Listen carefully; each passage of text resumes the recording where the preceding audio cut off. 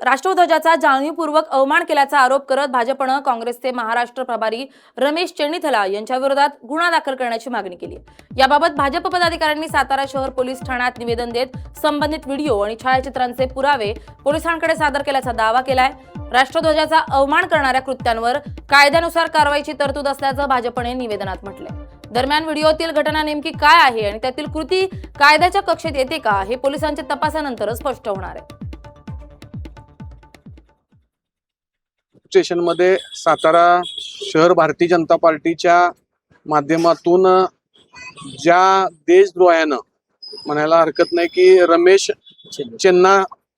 चेन्नीथला हा जो महाराष्ट्राचा काँग्रेसचा प्रभारी आहे, या ग्रहस्थानं 15 ऑगस्ट दिवशी तिरंग्याचा केक कापून एक राष्ट्रद्रोह केला आणि त्या माध्यमातून आम्ही आज सर्वजण इथं भारतीय जनता पार्टीचे सर्व पदाधिकारी या रमेशवर केस दाखल व्हावी अशा दृष्टिकोनातून आम्ही सर्वजण एकत्रित आलो, त्यांचा निषेध करतोय आम्ही।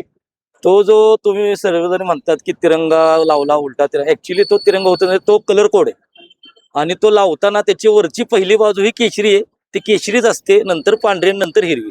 त्याच पद्धतीनं तो त्रिकलरचा जो त्यांनी लोगो केला होता तो होता। तिरंगा केव्हा होणार? ज्यावेळेस त्याच्यावरती अशोक चक्र येणार त्यावेळेस तो तिरंगा होणार। त्यामुळे त्याच्यावरती कोणताही वादविवाद घालण्यात काहीही तथ्य नाहीये। काँग्रेसची मंडळी ही फक्त बुद्धिभ्रष्ट आहेत, त्याच्यापेक्षा वेगळं काहीही नाहीये। धन्यवाद।